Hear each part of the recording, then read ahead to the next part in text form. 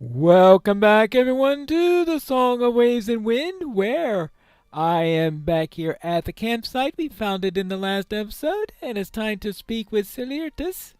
Hello? I have an uneasy feeling about this place. No, I don't mean the campfire. That's fine. There's something wrong in the air about this place. Something's not right. I feel as if some evil slumbered within the canyons of Urashtar, but it has awoken, and there's something else. It is hungry. Hungry. First we get a hungry fire, then a hungry storm, and now we have a hungry evil. I am sorry. The sensation is unpleasant, but there is something more. It is familiar somehow. I don't understand how it's familiar. The Kentai never dwelled among these canyons, and, to my knowledge, neither did the Temanir. Men and hill folk may have fled here from the other kingdoms elsewhere in Shagana, but this has always been an overlooked place. If it was ever otherwise, it's beyond my memory, and beyond that of my people. But something evil dwells within Urashtar now, that much is certain. I can't determine what exactly it dwells until we search among the canyons. The Ordakai built a stone keep, Marouche, from which they might oversee the approach from Imhilar. It should be located across the river to the west. If you scout the approach to Marouche, you may learn the identity of the sleeping evil within Urashtar. Okay, so you need to cross the river to the west and look in the direction of Marouche. Is apparently something has awoken. Something nasty? Something evil? I guess we'll find out in a moment. I guess we go down, this way. Something turtleish? Tortoise. Well, actually, turtleish sounds like a better word than tortoise. Yeah, that. Okay. Whether it looks like a turtle or a tortoise or a jackal, something tells me it's not anything that we've already faced, or because if it was just something as simple as a jackal, I doubt it would have come to our attention. I presume that is Marouche. So let's head over to the river, because actually I have to cross the river. I suppose I'll need to head over to the river before I can cross it. This looks like a good place to cross. It's nice and shallow, so I don't have to worry about swimming. Well, there are definitely orcs here, not Ordakai. Well, let's see what I can see over here. All seems well within Marouche. Well, we need to get closer and listen in, but first, let's deal with a couple of orcs. I have to kill a few orcs anyway, right? Because I'm sure this deed isn't going to complete itself.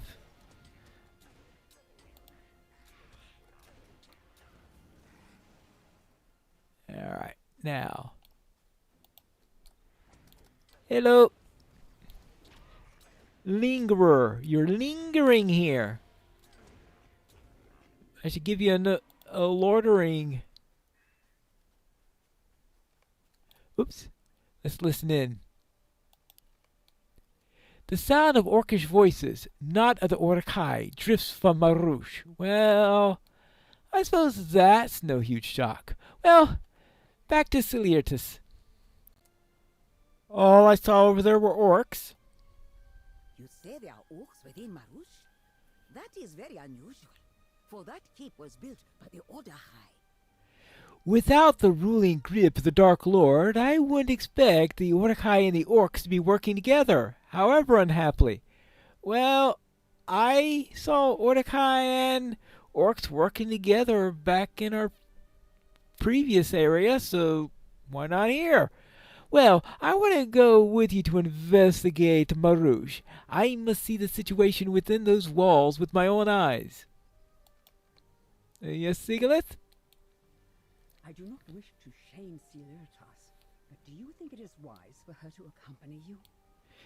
For her to accompany you beyond the walls of Marouche? Should she grow distant as an inopportune time, she would endanger both your life and her own. Perhaps I should go in her stead. Silitas wears a hurt expression. When she speaks again, her voice is barely above a whisper. I believe that we had an understanding, Pineleaf. I see now that I was deceived.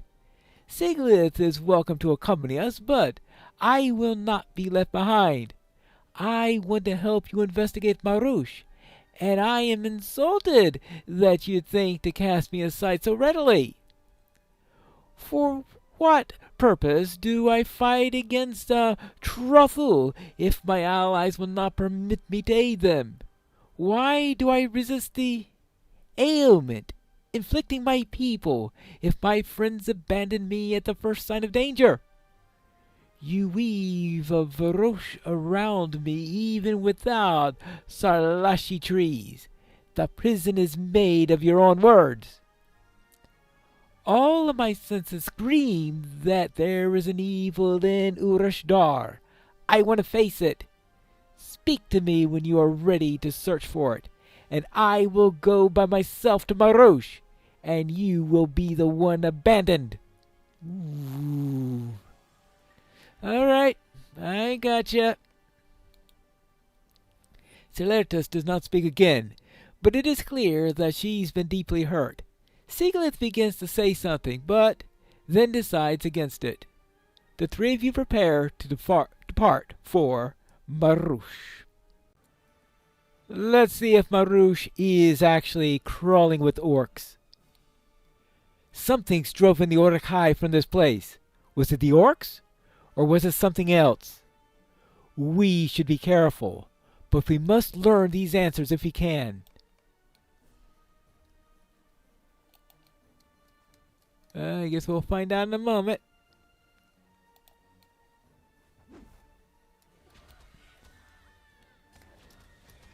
Hello.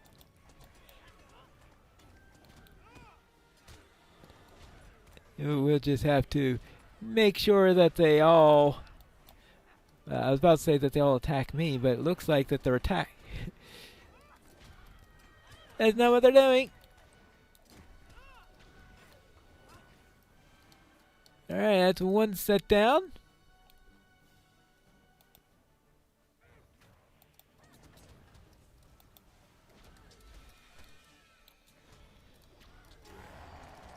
Oh, oops.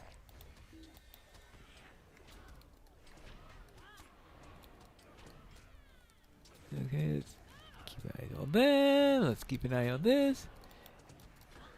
And let's kill the orcs. Alright. Oops. What is that?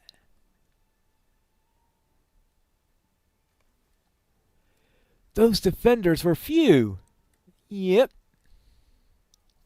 What sorcerous enchantment have they worked here? No idea. Where have they gone? They left much equipment behind.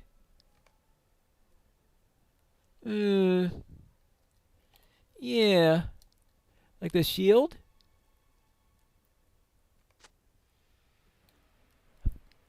What's going on here? Why do I feel exhausted? Sigalith? Sigalith stands unmoving, as if she were frozen in place. What about Ciliartus?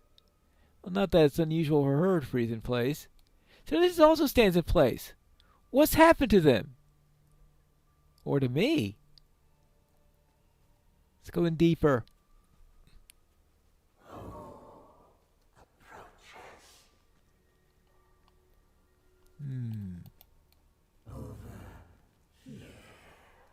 I'm not too sure I like it that they're directing me.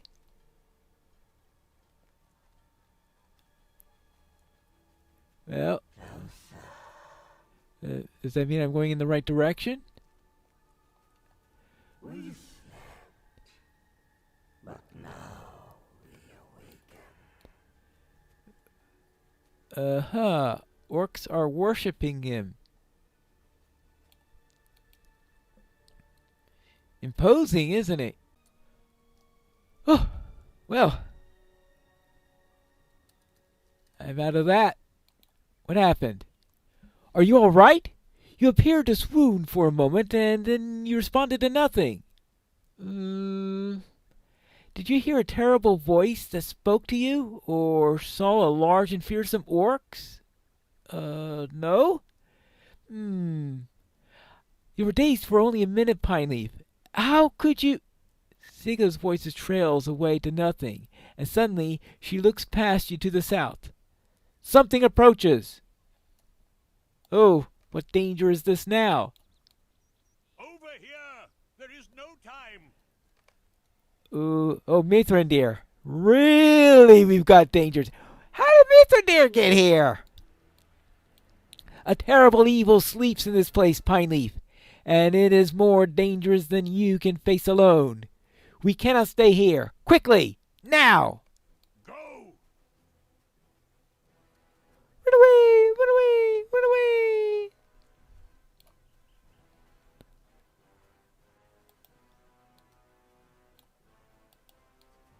Alright, let's get out of this place.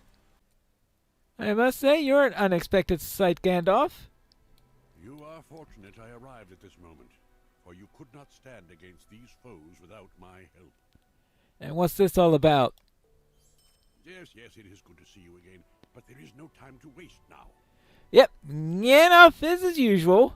When I last understood the danger that stood in these lands, I came from the north at great haste with a number of companions. Not knowing how best to find you, I sent them in search in several different directions. You're fortunate I chose the same path on which you and the elves were bound, for if I had not found you at that moment... Enough of that. But we must find and return the folk I sent in search for you, for we will need them all if we are to face this threat. Seek out Legolas, Gimli, the sons of Elrond, and Glorfindel among the canyons of Urashtar. When you have returned with him, I will tell you what I know of the great evil that stirs in this land, and how we must stand against it. All right, so Glorfindel is here. Legolas and Gimli seem to be back. Eladin and Elro here are back. All right. Well, looks like we got a bit of a hunt. Ah! Is that an elf up in the distance? Maybe it's Glorfindel. Well, I'll find out in a moment. First, I need to clear a path there. Oh, he's standing right next to a tortoise, unfortunately. Ugh. Those things are annoying. Oh, he's walking away just in time. With my luck, it'll come and attack me while I'm in the middle of a conversation. Hello! We meet now in unhappier circumstances than a wedding at midsummer.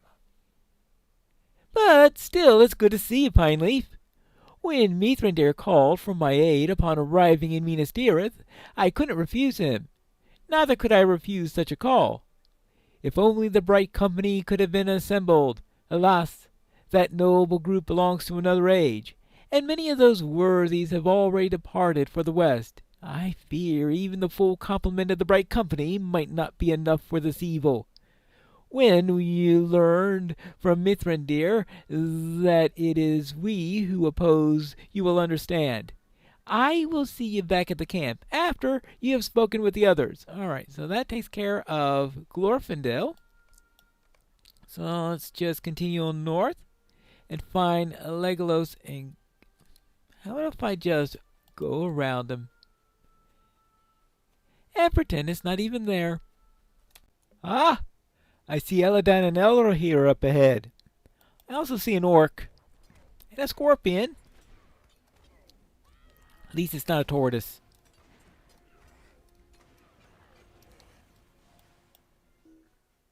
Well, let's deal with this. Eladan and Elro look around curiously, intrigued by the rocks. Okay. I would have thought that they've seen all sorts of rocks in their lifetimes. Hello. After my brother and I completed our work, we returned to Minas Tirith. While we were in Minas Tirith, we received word from Mithrandir that he had urgent need of us to face some hidden threat. Elessar would have come himself, but Mithrandir refused him. With such as we to protect him, I know not why, but the wizard was most clear that Elessar should remain in Gondor and not come south with us.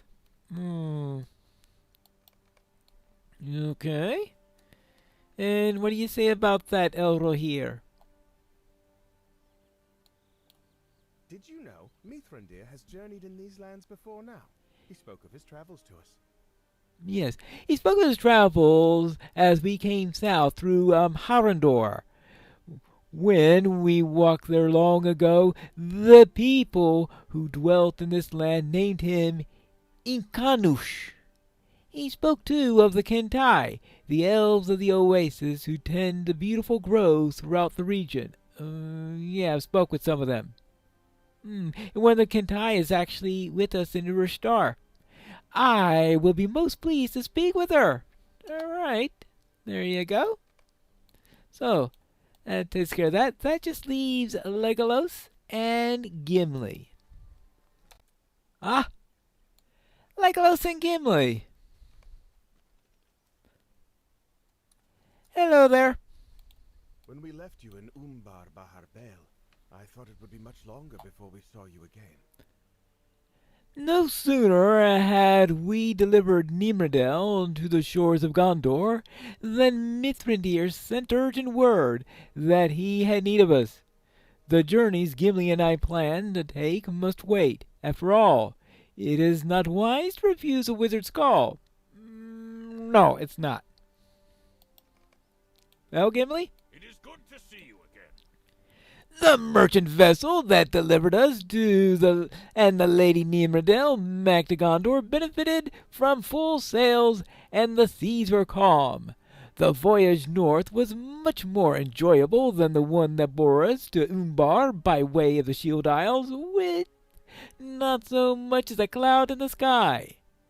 The Gandalf had need of us, and this dwarf could not refuse him. Especially not once we met up with him and he said that we would travel south on land, through Harandor and not by ship again so soon. Okay, yes, you will not refuse Gandalf, especially if he sends you by land. All right, well, let's get back to camp and speak to Gandalf. I hope that's everybody. The companions that came with me from the north have all returned to camp? Good.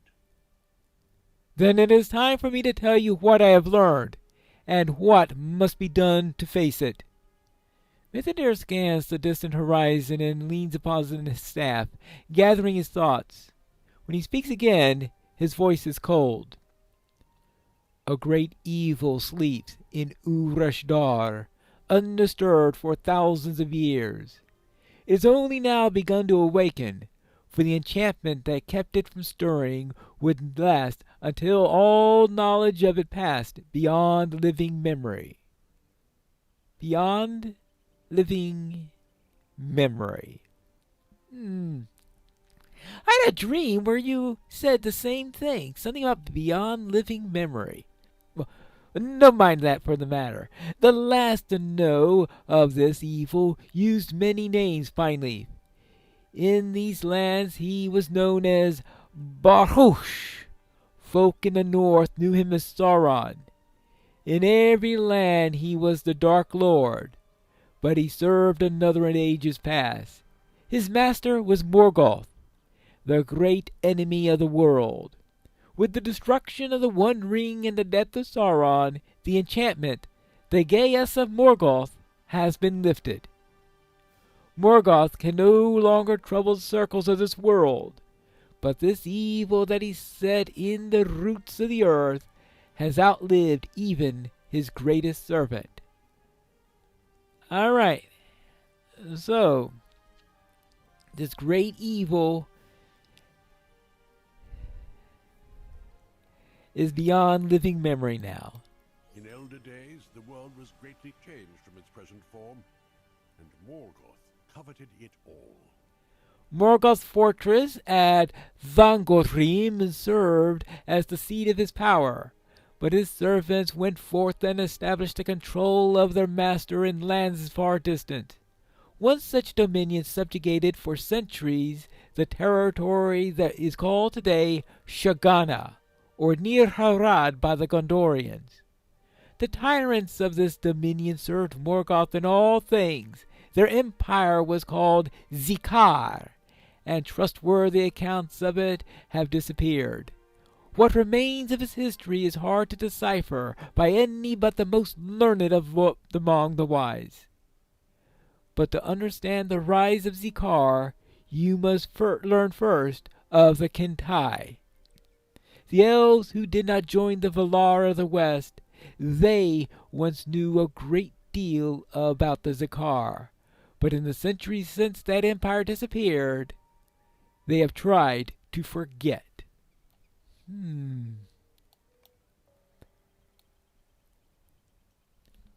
Alright, the Zikar. During the early years of the First Age, various kingdoms of men began to arise throughout Shagana. The Kenta elves gave them a wide berth, withdrawing into the emerald wood that once covered vast portions of this region. The young kingdoms of men did not miss the Kentai, but focused instead on the commerce with the Tantamir dwarves that they encountered. But the Kenta clans and the tribes of men shared more in common than they believed, for they were each the hated foes of Morgoth, and he wanted them destroyed. Well, I mean, that's a large group of people that Morgoth tended to hate and wanted to destroy, isn't it? Morgoth's servants reserved particular torments for the Kentai, luring them through guile and deceit into hidden caverns beneath the eastern hills, where they were subjected to terrible desecrations. These imprisoned Kentai were twisted into the progenitors of a terrible breed of orc, the like of which has not been seen since the dominion of Zikar ended. Yeah. Oh, well, as if we didn't have enough breeds of orcs. These were the elder orcs, fashioned in the pits beneath Zikar by foul crafts of Morgoth. Memory of them faded over the passage of centuries. Even the name that was given to them, Utugi, brought to mind only dimly remembered images, unfamiliar and indistinct demons of the ancient world. The Utugi possessed the size, strength, and cunning that Sauron coveted, but could not replicate. The orcs that Sauron bred in later years could not match those that belonged to his master, and that deficiency rankled. But the Utugi were not the worst of the eagles loosed upon the world by the dominion of Zikar, though they passed beyond all living memory in the years since. These were the Thaduth, the seer ones, and they served Morgoth in all things. The seer ones. They look a little elvish to me. The eldest of the Kentai were twisted and corrupted into these seer ones by rites too vile to contemplate. The Tharduth rose in importance and power until they had become the deadliest rulers of Zikar. Morgoth charged them with maintaining a tyrannical hold over the lands to the east and south, freeing as many elder orcs as they could from this war. When the call came at last, orcs and wicked men departed for the north in vast numbers, swelling Morgoth's hordes in distant Beleriand. But Morgoth's might did not prevail against the combined forces of the elves and the Valar, and then Beleriand sank beneath the sea, and the Utugi sent by the Tharduth were drowned and forgotten.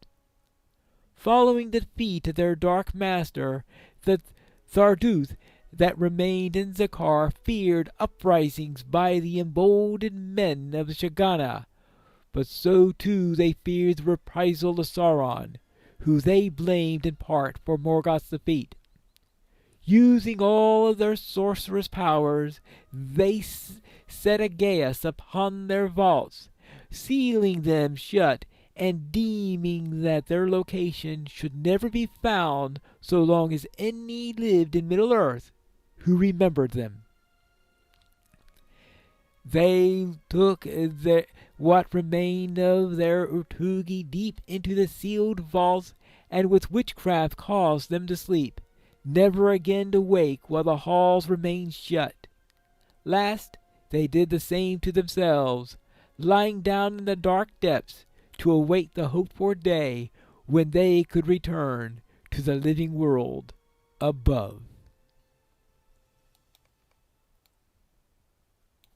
Okay, now we got a Nazgul. Memory of the Utugi and the Tharduth dimmed. In time, only the very eldest of the Kentai survived, and Shagana remembered those servants of Morgoth. As they began to fade in the manner of their people, those memories vanished with them. All right? So that's the reason why none of the Kentai remember them now. But Sauron remembered. In the ages that followed, he sent his servants to seek the hidden vaults of the Tharduth, hungering for their power and to the secret of breeding anew the mighty Utugi. The Nazgûl searched for the Seer Ones, but they searched in vain. The Geas of Morgoth prevented this. Sauron, deprived of even locating the lost vaults, and turned his attention and his cunning to other matters. Oh, despaired. Yes, he despaired of ever locating it. Yep. Speaking of Sauron, I believe now that Sauron could never break the Geas of Morgoth, for so long as he remembered the Tharduth, the enchantment of the Seer Ones would not be undone. But then the most unlikely of events transpired. Frodo Baggins accepted the quest of the ring. Sauron's ring was destroyed. Morgoth's greatest servant perished. Then Tharduth passed beyond the memory of any who lived in this world, and the seal upon the hidden vaults was broken. Sauron was gone, but the Seer Ones, servants of Morgoth and his Dark Master, were loosed once again upon the world. Apparently, Galadriel did not receive any word of these events. Where she had learned of it, then the whole thing would have been postponed a little bit longer. But then, of course, once seeing how we know what happens when they all leave, perhaps it's best that she didn't know about it. But what else does Gandalf have to say about this? We'll have to find that out in the next episode of the Song of Waves and Wind.